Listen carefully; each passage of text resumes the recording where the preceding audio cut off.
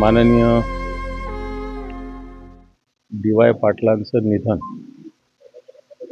खरं तर त्यांचं कार्य जर बघितलं तर आजच्या पिढीने आदर्श घ्यावा असा.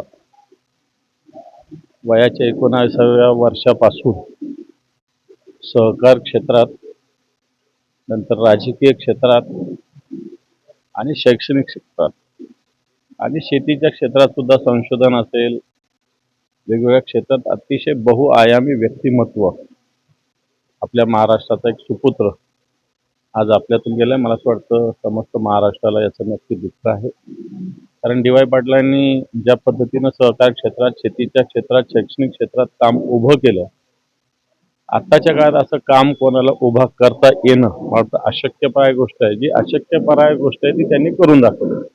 म्हणून मी शिवसेनेच्या वतीनं त्यांना आदरांजली वाहण्यासाठी इथं आलेलो आहे.